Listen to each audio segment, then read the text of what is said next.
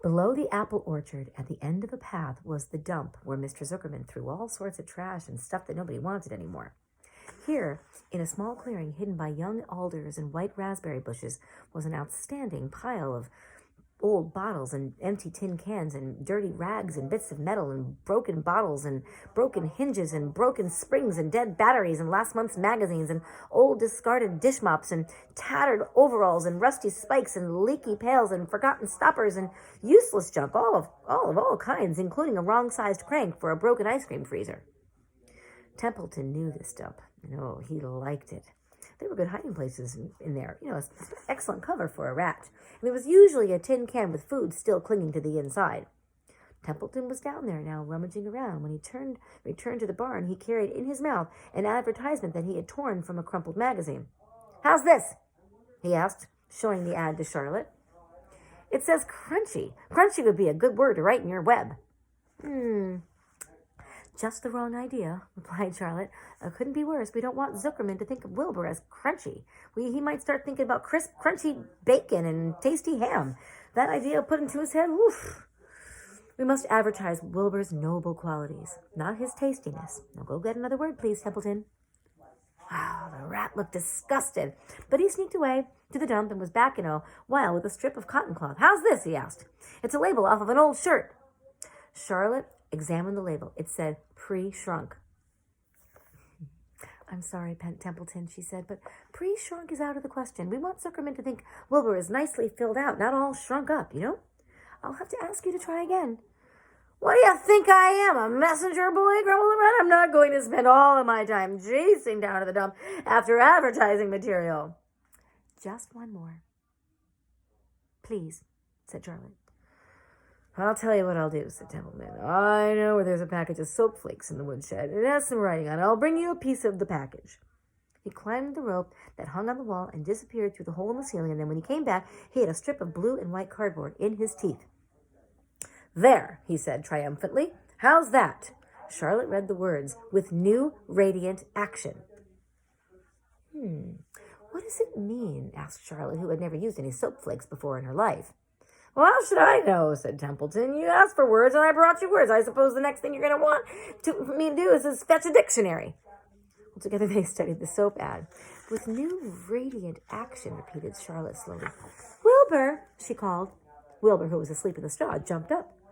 "Run around," commanded Charlotte. I want to see you in action. I want to see if you're radiant." Yeah. Wilbur raced to the end of his yard. Now back again, faster," said Charlotte. Wilbur galloped back. His skin shone, his tail was fine, little tight curl in it.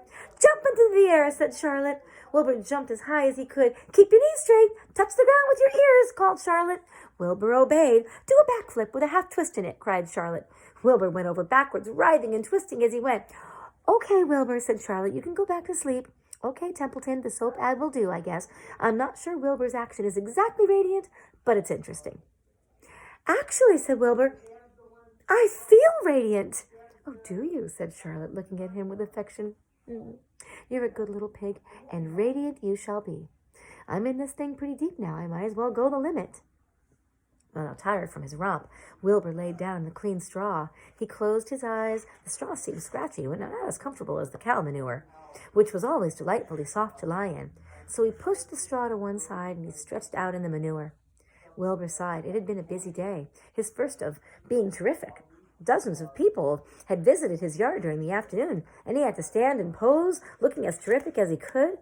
And now he was tired. Fern had arrived and seated herself quietly on her stool in the corner. "Charlotte, tell me a story," said Wilbur, as he lay waiting for sleep to come. "Tell me a story." So Charlotte, although she too was tired, did what Wilbur wanted. "Once upon a time," she began, "I had a beautiful cousin who managed to build her web across a small stream. One day, a tiny fish leaped into the air and got tangled in the web. My cousin was very much surprised, of course. The fish was thrashing wildly. My cousin hardly dared tackle it, but she did. She swooped down and threw great masses of wrapping material around the fish and fought bravely to capture it." "Oh, did she succeed?" asked Wilbur. It was a never-to-be-forgotten battle, said Charlotte.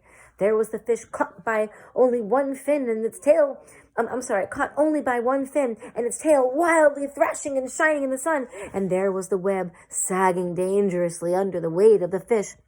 Well, how much did the fish weigh? Asked Wilbur. Well, I don't know, said Charlotte.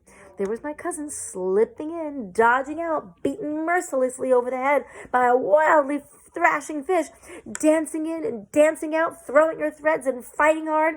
First, she threw a left around the tail. The fish lashed back, and then a left to the tail and to the right, and then to the middle section. The fish lashed back, and then she dodged to one side and threw a right, and another right to the fin, and then a hard left to the head, while the web swayed and stretched. And then what happened? Well, nothing, said Charlotte. The fish lost the fight. My cousin wrapped it up so tight it couldn't budge. And then what happened? Asked Wilbur.